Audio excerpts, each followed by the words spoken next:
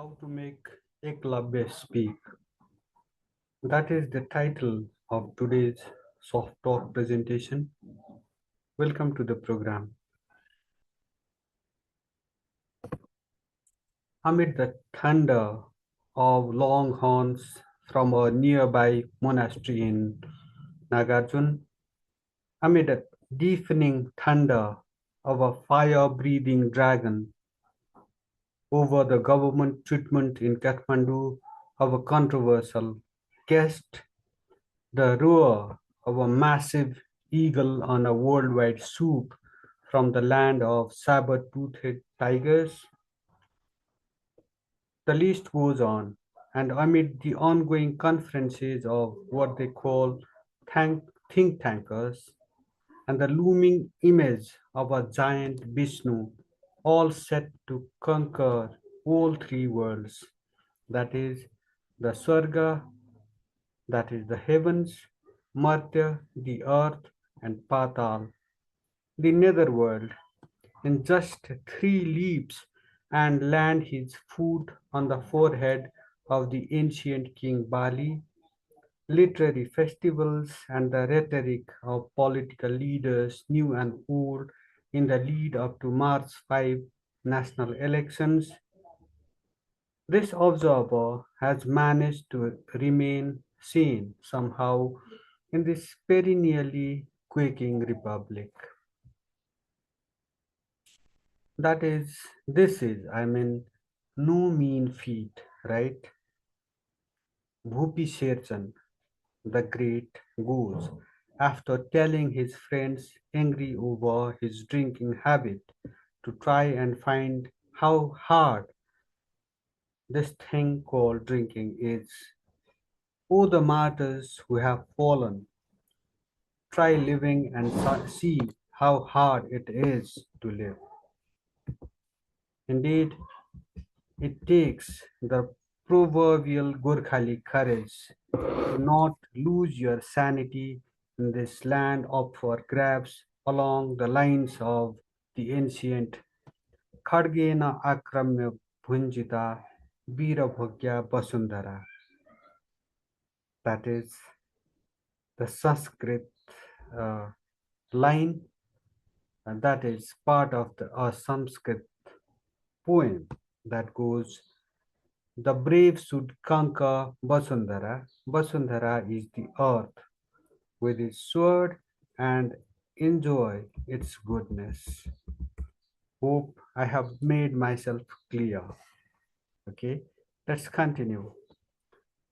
The fact that we remain pretty sane as a country despite several consequential events such as the Anglo-Nepal War of 1814-16 and a subsequent national dismemberment through a shady deal of the treaty through a shady deal, that is, the Treaty of Sugauli, 1816, the despotic Rana rule from 1846 till 1951, the Kut massacre of 1846, the Maoist insurgency from 1996 till 2006, the Royal Massacre of June 1, 2001, declaration of Nepal as a federal secular democratic republic in 2008, the Gorkha earthquake, the Great Gorkha earthquake of 2015,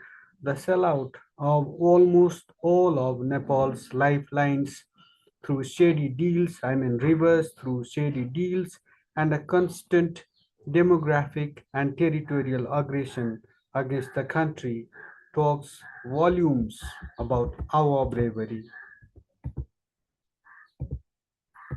That bravery, ironically, was on full display also during the recent September 8 9 youth led protest.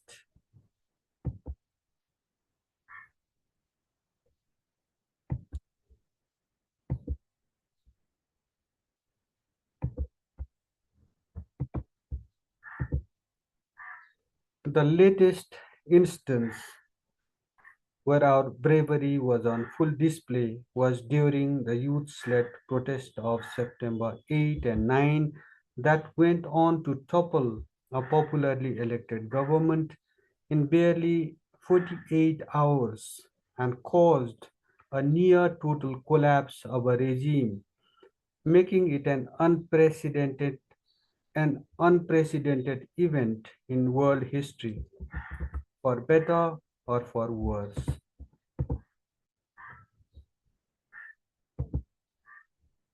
Lest you forget, I'm putting up some images of that protest that has just passed us by, making way for uh, an impromptu vote on March 5 this year.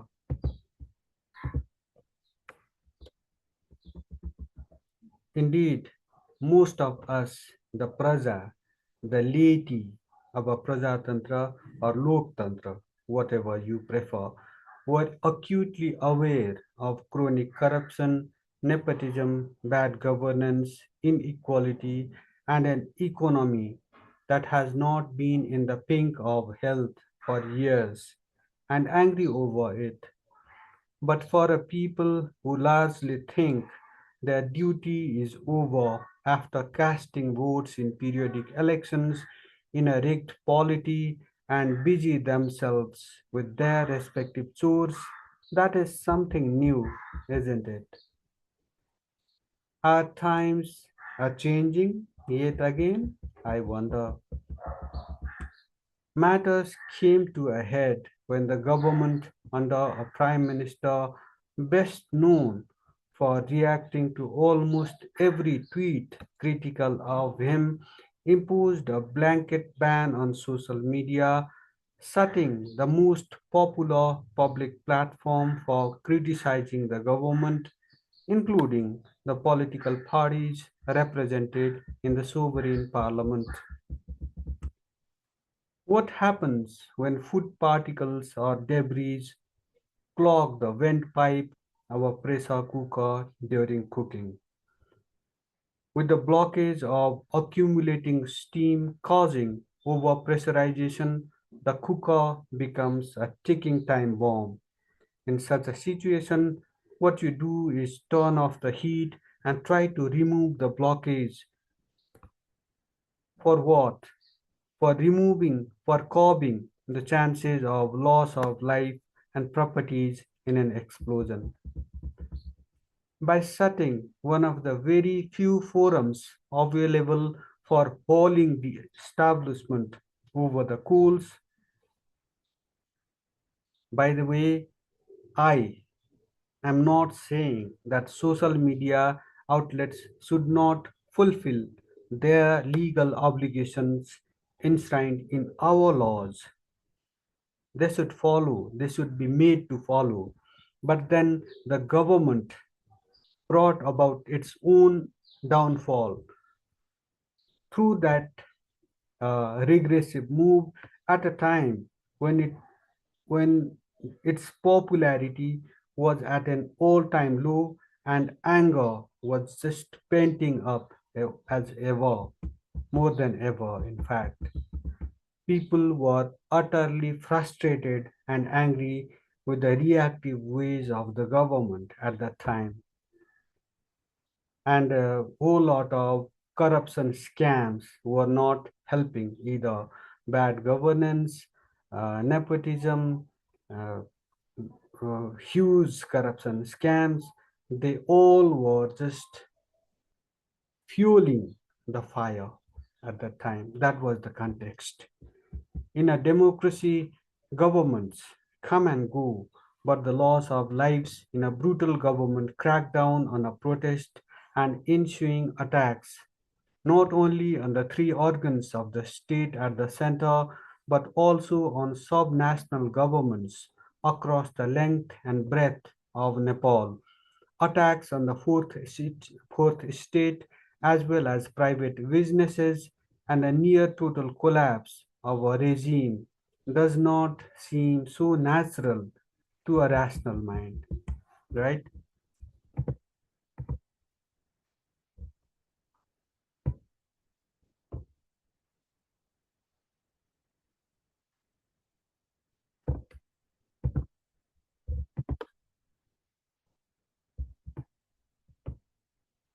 By the way, if you have not subscribed to this channel, consider subscribing to it, uh, commenting on our presentation, and pressing that like button if our presentations indeed touch your hearts and minds.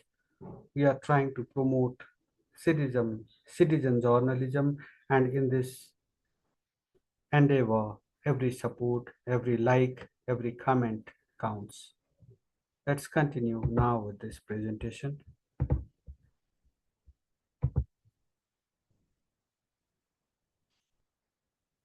This episode takes this observer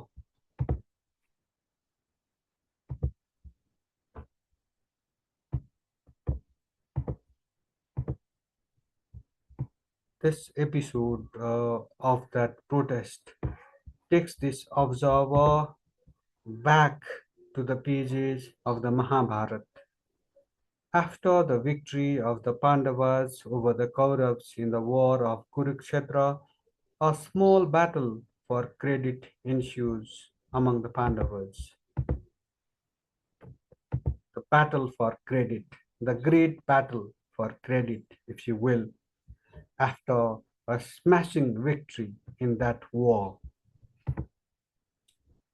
And Arjun claims that his Gandiv, his that famous weapon, uh, and his Dhanur Vidya, that is archery, tilted the great war in their favor. Bhim, endowed, as it is mentioned in those scriptures, with the might of 1,000 elephants, claims that his power-packed mace was behind the victory, while the eldest, the Yudhishthir, says his righteousness was consequential in that war, so on and so forth. The feuding Pandavas then go to Basudev Krishna, and the latter takes them back to a pool installed at Kurukshetra with a head kept alive through tantric rituals at its top. Krishna asks the same question that the Pandavas asked to that head, and that head kept alive through tantric rituals replies, I saw neither the Kauravas nor the Pandavas in that battle. All I saw was a Kal Purush, a divine figure.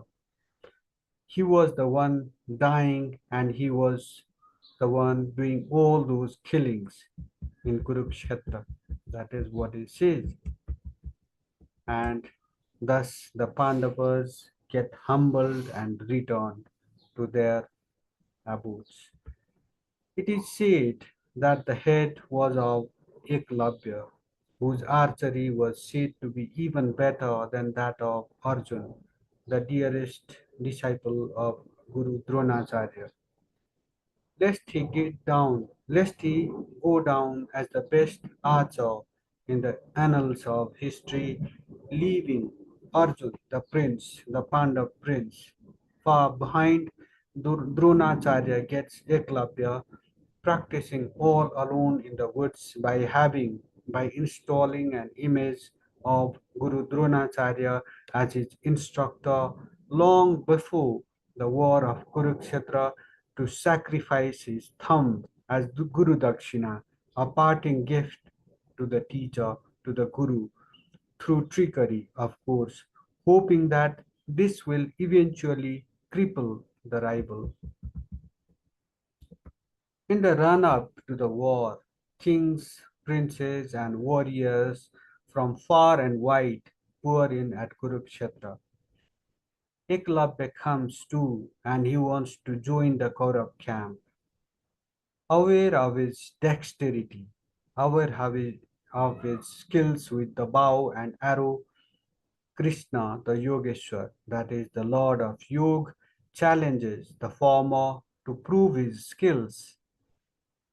As Krishna circulates his life breath from one point to another within his body, Eklavya aims his arrow exactly at every corresponding point, aware that Eklavya will cause the defeat of the Pandavas without a doubt if he were to get an opportunity to join the Kaurav camp. Krishna convinces the former to be the Sakshi, that is the witness, rather than a party to the great war, and Eklavya agrees. This observer remembers reading somewhere that the war of Kurukshetra was the design of Krishna aimed at exterminating the Kshatriyas, the Yadavas in particular, over their debauchery, over their moral decay. Even after the war with the Brits, Nepal has witnessed many Mahabharat scale wars, battles, conflicts, and palatial plots resulting in massive losses of life and properties and pushing the country decades back in terms of development and growth.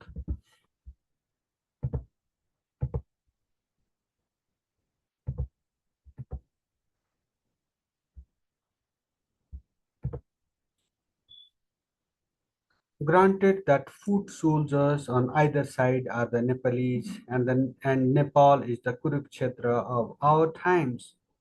But who is the Kal Purush orchestrating a series of episodes of bloodbath here? And to what end?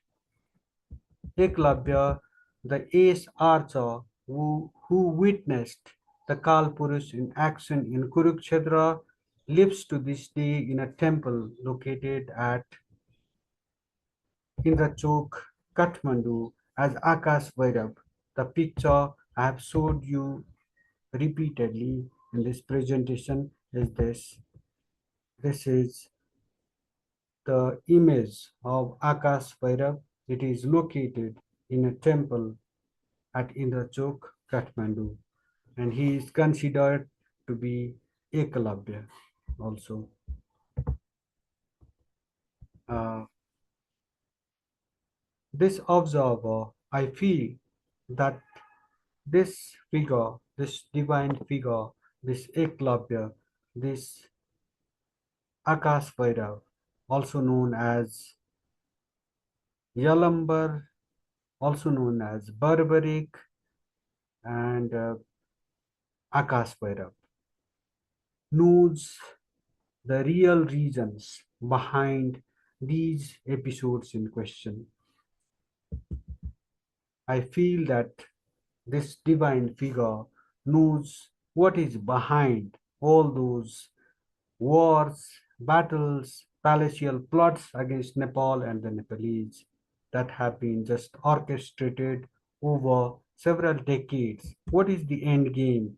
I think this divine figure knows it all. But how to make Akash Vairav, aka Eklavya, also known as Yalambar, also known as Barbaric, speak? That is perhaps the most important question of our times. With this remark, I wrap up this edition of Soft Talk. Thank you for watching. Thank you for listening.